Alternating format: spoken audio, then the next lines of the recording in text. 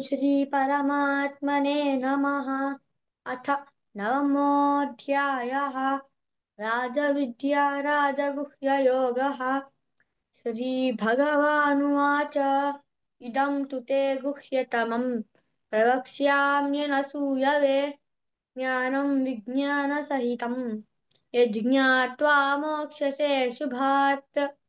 राजविद्या राजगुह्यम् पवित्रमिदमुत्तमम् प्रत्यक्षावगमम् धर्म्यम् सुसुखं कर्तुमव्ययम्।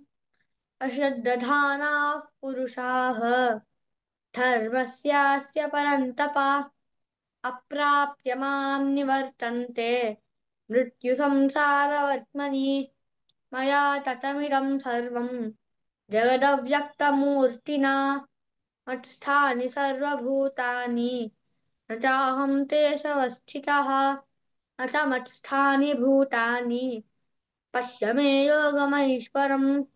भूतभृन्न च भूतस्थः ममात्मा भूतभावनः।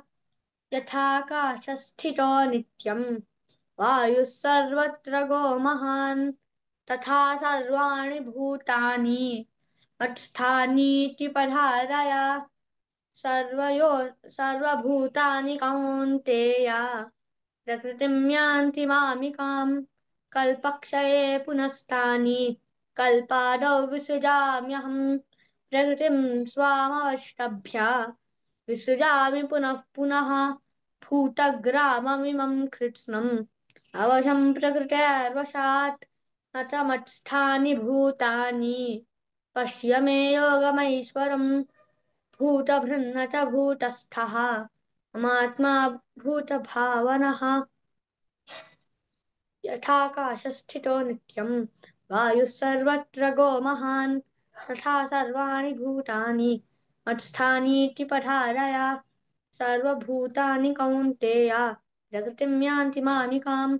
कल्पक्षये पुनस्तानि कल्पादौ विसृजाम्यहम्। प्रकृतिं स्वामवष्टभ्य विसृजामि पुनः पुनः।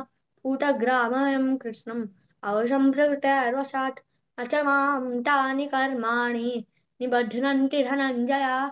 उदासीनवदासीनम् असक्तं तेषु कर्मसु मयाध्यक्षेण प्रकृतिः सूयते सचराचरम्।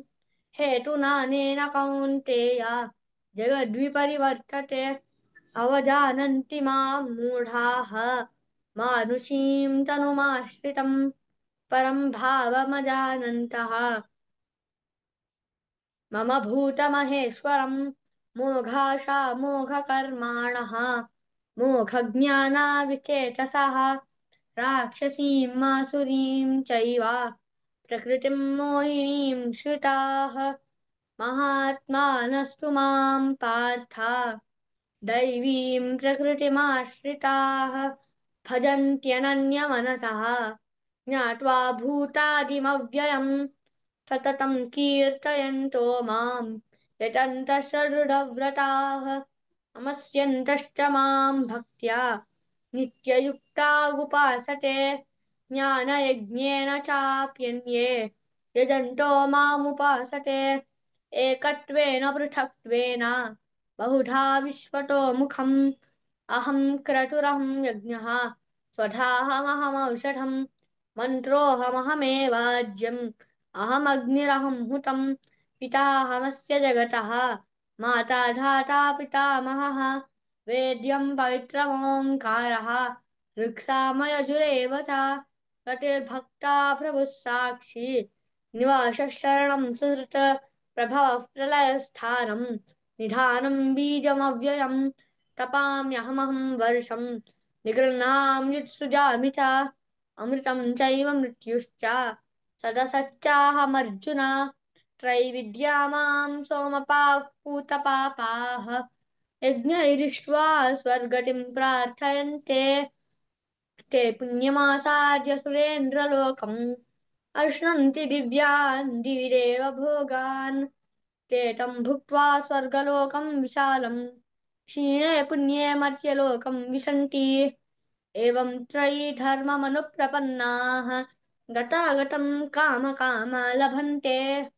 अनन्याश्चिन्तयन्तो माम् ये जनाः पर्युपासते तेषां नित्याभियुक्तानां योगक्षेमं वहाम्यहम् येऽप्यन्यदेवता भर्ताः यजन्ते श्रद्धयान्विताः तेऽपि मामेव कौन्तेय पूर्वकम् अहं हि सर्वयज्ञानां भोक्ता च प्रभुरेव च न तु मामभिजानन्ति तत्त्वैनातश्च वन्ति ते यान्ति देवव्रता देवान् पितॄन् यान्ति पितृव्रताः भूतानि यान्ति भूतेज्याः यान्ति मद्याजिनोऽपि माम् पत्रम् पुष्पम् फलम् तोयम् यो मे भक्त्या प्रयच्छति तदहं भक्त्युपहृतम् अश्नामि प्रयतात्मनः यत्करोषि यदश्नासि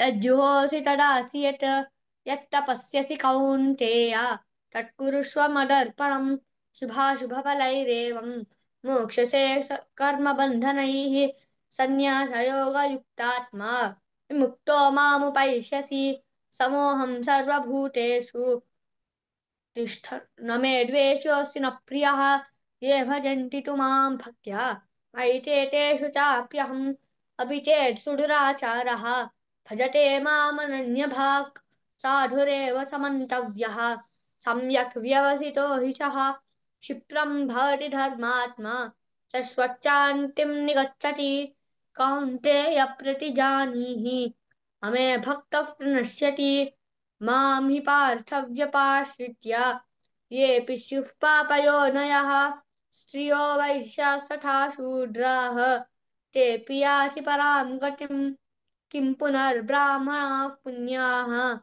भक्ता राजर्षयस्तथा अनित्यमसुखं लोकम् इमं प्राप्य भजस्व माम् मन्मना भव मद्भक्तः मद्याजी मां नमस्कुरु मामेव ईशसि युक्त्वैवम् आत्मानं मत्परायणः ॐ तत्सदिति श्रीमद्भगवद्गीतासु उपनिषत्सु ब्रह्मविद्यायां योगशास्त्रे श्रीकृष्णार्जुनसंवादे राजविद्या राजगुह्ययोगो नाम नवमोऽध्यायः।